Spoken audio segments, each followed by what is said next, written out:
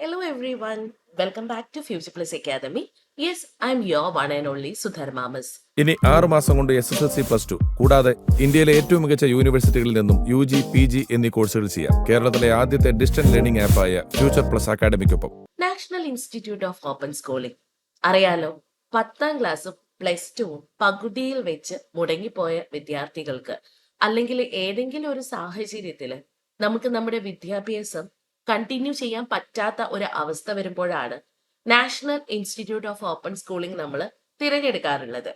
Anyway, yearly 2 പ്രാവശ്യമായിട്ട് വരുന്ന പരീക്ഷകൾ, അതായത് ഏപ്രിൽ മാസങ്ങളിലും മെയ് മാസങ്ങളിലും ഒക്ടോബർ നവംബർ മാസങ്ങളിലായിട്ട് വരുന്ന ഈ 2 പരീക്ഷയ്ക്ക് വേണ്ടിയിട്ട് അല്ലെങ്കിൽ ഈ 2 പരീക്ഷ എഴുതിയിട്ടാണ് പൊതുവെ വിദ്യാർത്ഥികൾ അവർ തിരഞ്ഞെടുക്കുന്ന കോഴ്സുകൾ കംപ്ലീറ്റ് ചെയ്തിട്ട് കരിയറിൽ ഒരു അപ്ഡേഷൻ വരുത്താറുള്ളത്.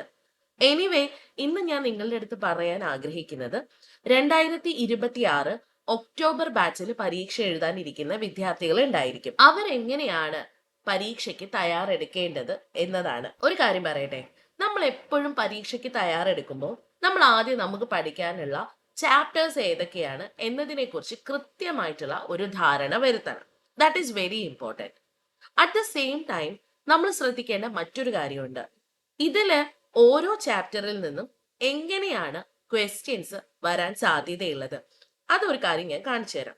ഫോർ എക്സാമ്പിൾ, നമ്മളിപ്പോൾ NIOSന്റെ ഹ്യൂമാനിറ്റീസ് +2 പൊളിറ്റിക്കൽ സയൻസ്, അത് കൊമേഴ്സിനും ഹിസ്റ്ററിക്കും നമ്മൾ കോമൺ ആയിട്ട് എടുക്കുന്ന ഒരു സബ്ജക്റ്റ് ആണല്ലോ.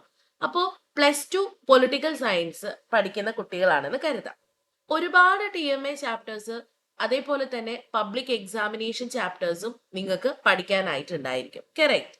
അപ്പൊ ഇതൊന്ന് നമ്മൾ മനസ്സിലാക്കേണ്ട ഒരു കാര്യം എന്താണ്, എങ്ങനെയാണ് നമ്മൾ ഇതിന് തയ്യാറെടുക്കേണ്ടത് എന്നുള്ളതാണ്. ഓക്കെ, അപ്പൊ let me open this +2 political science. ഞാൻ നിങ്ങൾക്ക് അതിന്റെ സിലബസ് ഒന്ന് കാണിച്ചു തരാം. ഇതൊരു എക്സാമ്പിൾ ആണ്.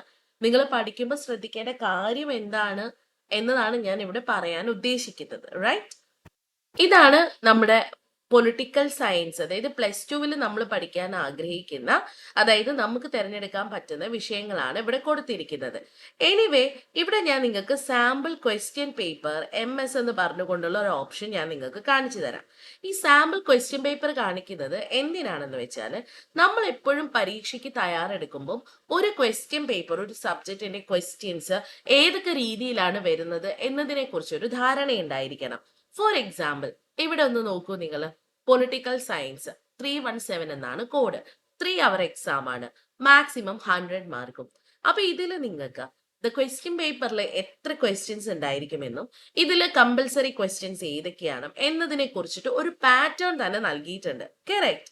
ദാറ്റ് മീൻസ് ഏതൊക്കെ സെക്ഷൻ ആണ് ഒരു ക്വസ്റ്റ്യൻ പേപ്പറിൽ ഉണ്ടായിരിക്കുക, അതേപോലെ തന്നെ ഈ നമ്പേഴ്സ് ഇപ്പോൾ 1 to 20 ക്വസ്റ്റ്യൻസ് എന്ന് പറയുന്നത് MCQ ക്വസ്റ്റ്യൻ ആണ്, 1 മാർക്കാണ് എന്ന് പറയുന്നുണ്ട്. അതേപോലെ തന്നെ ക്വസ്റ്റ്യൻ 21 to 35 എന്ന് പറയുന്നത് ഒബ്ജക്റ്റീവ് ടൈപ്പ് ക്വസ്റ്റ്യൻസ് ആണ്, അതായത് 2 മാർക്കാണ് അവിടെ നമ്മൾക്ക് ആവശ്യമായിട്ടുള്ളത് ക്വസ്റ്റ്യൻസിന്റെ.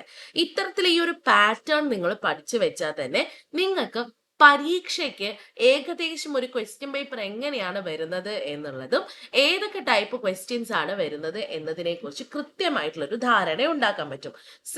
ആദ്യം നമ്മൾ എപ്പോൾ പഠിക്കുമ്പോഴും നമ്മൾ പബ്ലിക് എക്സാമിനേഷൻ ചാപ്റ്റേഴ്സ് ഏതൊക്കെയാണ് എന്നതിനോടൊപ്പം തന്നെ നമ്മൾ പഠിക്കുന്ന ഓരോ വിഷയത്തിന്റെയും ക്വസ്റ്റ്യൻ പേപ്പർ പാറ്റേണിനെ കുറിച്ചും കൃത്യമായിട്ടുള്ള ധാരണ ഉണ്ടായിരിക്കണം. And that is very important. Okay, അപ്പൊ ഇതാണ് ഞാൻ ഇവിടെ നിങ്ങൾക്ക് പറയാൻ ഉദ്ദേശിച്ചിരിക്കുന്നത്.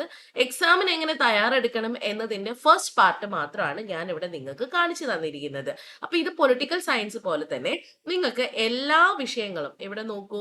നിങ്ങൾക്ക് ഹിന്ദി, ഇംഗ്ലീഷ്, ഇവിടെ കൊടുത്തിരിക്കുന്ന സാമ്പിൾ ക്വസ്റ്റ്യൻ പേപ്പർ നമുക്ക് ഈ ഒരു വെബ്സൈറ്റിൽ പോയി കഴിഞ്ഞാൽ കിട്ടും. അപ്പൊ നമുക്ക് കൃത്യമായും ഓരോ പേപ്പറിന്റെ ക്വസ്റ്റ്യൻസും എങ്ങനെയാണ് അറ്റൻഡ് ചെയ്യേണ്ടത് എന്നതിനെ കുറിച്ച് കൃത്യമായിട്ടുള്ള ഒരു ധാരണ കിട്ടും. Okay, so this is just consider the part 1 of എങ്ങനെ ഒക്ടോബർ എക്സാമിന് നിങ്ങൾക്ക് എന്ത് ചെയ്യാം, തയ്യാറെടുപ്പ് നടത്താം എന്നതിന്റെ ഒരു പാർട്ട് 1 ആയിട്ട് കരുതിയാൽ മതി.